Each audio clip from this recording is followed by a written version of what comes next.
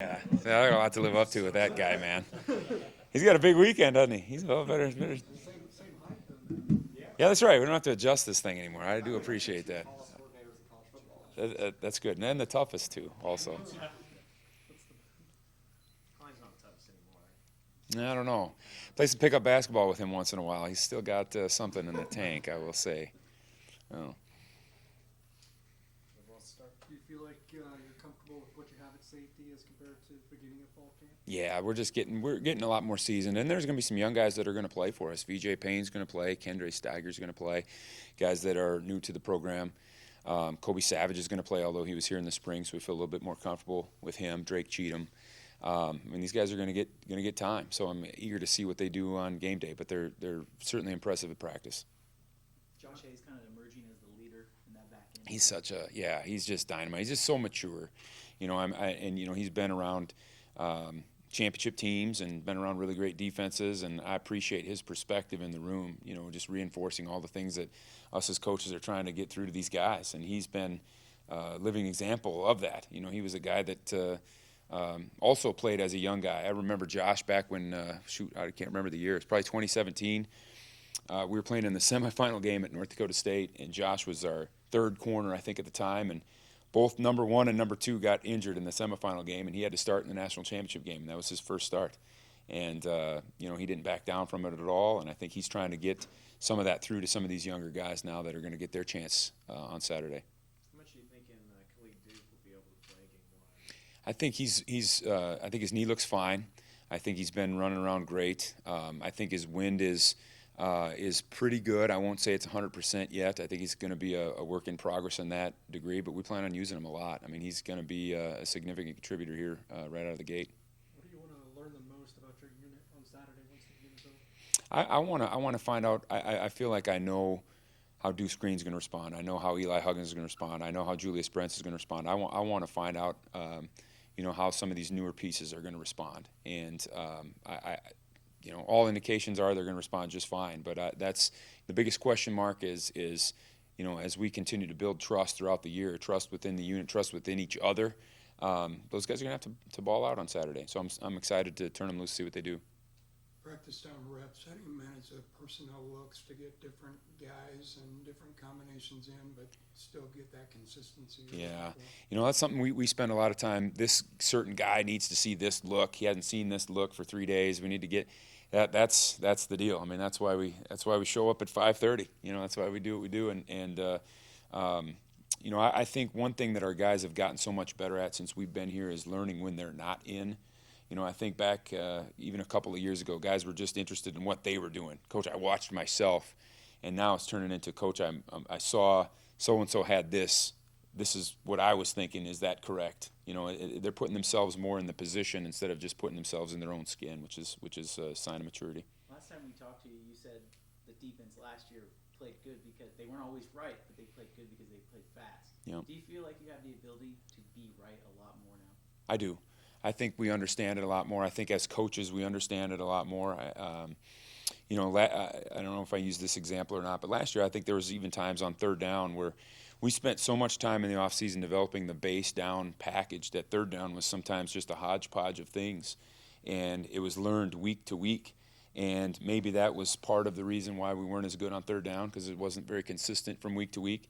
I think we've developed that package a little bit better. We've developed our own coaching points, teaching aspects to each call better as coaches, and I think that's translating to the kids, and I think, the more they get time on the grass, the better we're going to be.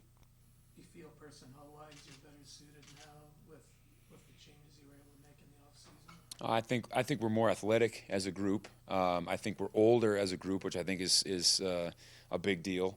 You take a guy like Felix. Even last year, Felix was a young player. He had a sensational year, but he was just he was green as grass last year, and just putting another year on him, another year on Nate Matlack, another year on Austin Moore, all these guys are better players than what they were. Forget about it. Deuce Green is a better player than what he was last year. It's so you couple that with some of the athletes that we brought in here too, and some of the guys that I think like Josh Hayes that can really run, and I'm excited with the personnel. is a rust package that you might look at, more top secret than government documents these days? Are you asking me if there's a top secret program? I can neither confirm nor deny anything. No, as we get going in the season, we're definitely interested in showing more looks. I'll leave it at that. Is there a certain phase where you think South Dakota can test you the most? Yeah, I think what's the consistency that South Dakota has in their program from what they've done offensively. I think and the veterans that they have, it's concerning. I mean, they're going to come in and execute what they do, and they've seen every picture 1,000 times, I'm sure. And so, in order for us to win, we're going to have to play with speed. We're going to have to execute ourselves. We're going to have to identify pictures. We're going to have to tackle well, and this is certainly no rollover at all. After what he did last season, are you expecting Felix to see a lot more double teams and special blocks keeping away from quarterbacks? I do. The cool thing is we've got some pretty good ones around him also. So it's not like he's a one-man gang out there. I think he's going to get his attention for sure, and I'm hoping that benefits Nate Matlack, Khalid Duke, Brendan Mott, whoever. And so that's a cool aspect of where we're at right now, personnel-wise. We've probably seen the least of Brendan Mott. What kind of makes him tick and makes him in the rotation right now? Just extreme motor, extreme effort, energy guy, always right. One of those kind of guys. I mean, he's the epitome of Kansas State to me. I mean, he is a guy that's earned it every step of the way. A guy that was a walk-on because he was just simply not big enough to play, and now he's 245 pounds and he's strong, and I mean he's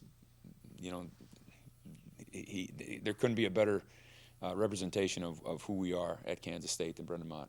How has Sean Robinson handled the switch from safety to safety? I think really naturally, because he is that's what he played at Missouri prior, and he's played that position, saw a lot of the same keys, a lot of the same alignments as what he's doing now, and so he's been I think that came a little bit more natural to him than safety did, to be honest with you. So it's been pretty seamless. Between the three freshmen you have on the two deep in Jake Cliff and Jacob Parrish and VJ Payne, how much do you anticipate those guys seeing? I think all three of them will see significant time. I think they're all ready. We didn't gift it to them. I mean, there are other guys in the program that are capable. They earned it. All three of them did.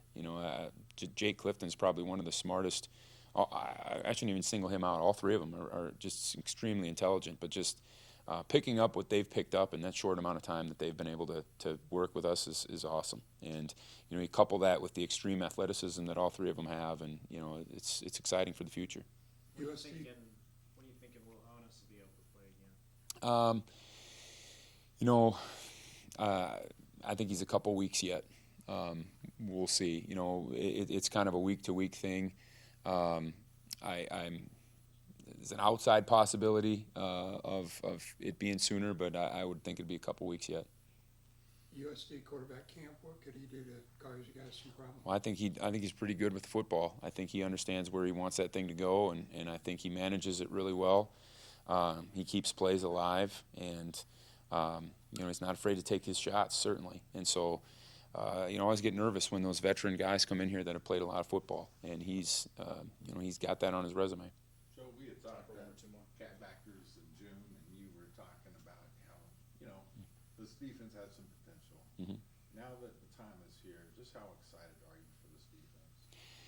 Still potential right now. I mean, until we actually put it on the grass, I don't want to say anything. We've got to go out there and earn it, and I think that we've made that clear to them from the outset, that this is not necessarily a carryover from what the 2021 team was. This is a whole new group of guys, and we can carry that legacy with us, but that's not our team. We've got to go out there and we've got to execute. We've got to get off the field. We've got to keep points off the board. We've got to get the ball back to our offense. And so, I'm extremely excited about this group, but the proof is in the pudding. Have you guys been able to make it through the week fairly healthy relative to how you started the week? Yeah, we've been good. We've been practicing hard, and I think athletically, I think the fact that we can keep more guys on their feet during practice certainly keeps us away from some of those soft tissue ankles and whatever that might happen. All right, thanks. Thanks, guys.